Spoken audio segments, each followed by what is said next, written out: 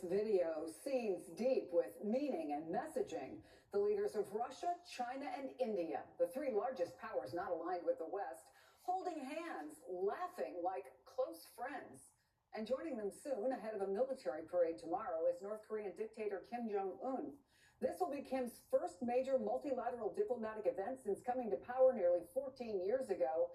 And he made a rare 20-hour journey aboard a bulletproof armored train to get there. NBC's Janice Mackey-Frayer is in Beijing for us. Janice? It will be an historic gathering here for the military parade, which will show off China's latest missiles, fighter jets, and hardware, as well as geopolitical clout, with the leaders of Russia, North Korea, Iran, and others joining Chinese leader Xi Jinping. The first time the leaders of those four countries will appear together. Now, the parade is meant to commemorate the 80th anniversary of the end of World War II, but Western diplomats and dignitaries are largely avoiding it because of Russian President Vladimir Putin, who's among the guests. Putin had a bilateral meeting today with Xi Jinping where they declared again how close their strategic partnership is.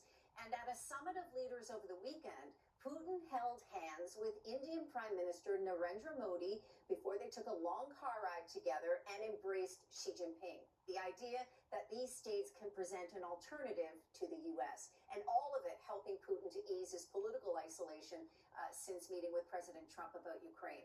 Now, the parade here will be China's largest ever, right through Tiananmen Square. The security is intense.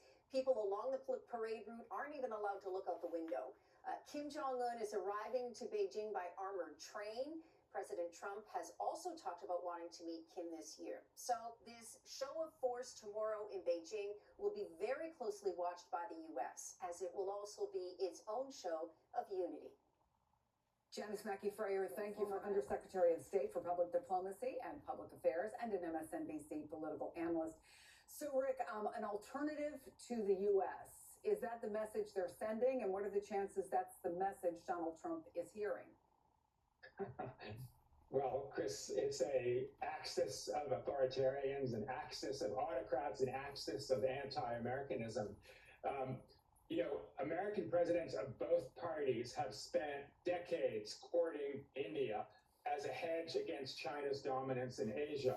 It really was started by George Bush 43, who ended up allowing India to have its nuclear weapons. And Trump has just put all of those diplomatic efforts in the trash.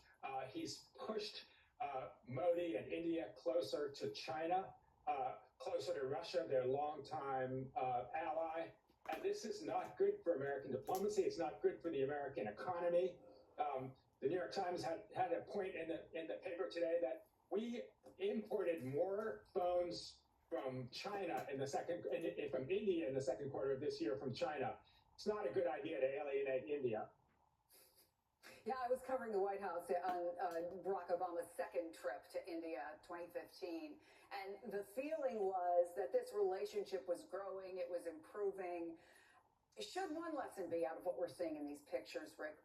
If you ask the leader of an autocratic country or weakening democracy to work against his own interests, say India being told not to buy oil from Russia, it may not end well?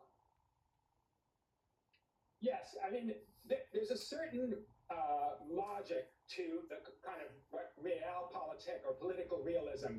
I mean, it's very hard to say to India, don't buy oil from Russia. It's very hard to say to China, don't buy oil from Russia.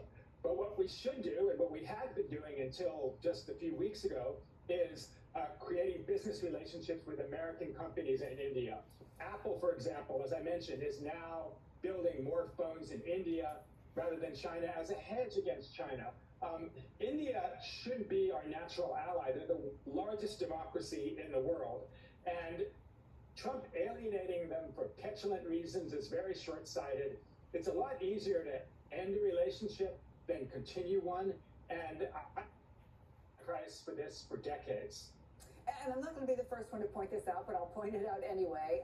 Putin is at this summit after the 2-week deadline passed for him to agree to talks with Volodymyr Zelensky to end the war in Ukraine. So what's the next move here for Donald Trump? Well, I mean, Chris, it's about, I could say what I think he should do. That doesn't mean that he'll do that, nor is he necessarily aware about the strategic lessons and the strategic mistakes that he's making? But I mean, again, I would try to repair the breach with India. There's no reason that India should have a 50% tariff when tiny little countries like Myanmar or Vietnam have much smaller tariffs. I mean, the idea that we're punishing India for something that they may not have done is not something that's good for our economy. So, look, you know, Donald Trump is known to change his mind all the time. I hope he changes his mind about India. I hope he repairs the breach with India, and I hope he talks to Modi about this. But Modi is obviously seeing opportunities in getting closer to China, restoring his old relationship with Russia. That's not good for America. Yeah, let's talk about the alternative, because when you looked at these pictures, they were striking. I mean, when you see Xi and Putin and Modi, and they're holding hands and they're laughing and they're, you know, acting like the best of friends, is this potentially a lasting alliance that could be a powerful counterweight to Europe, to NATO, to the U.S., of course? 100%. I mean, Chris, India had a long-term relationship with the USSR. We were allies with Pakistan, not necessarily the best choice there.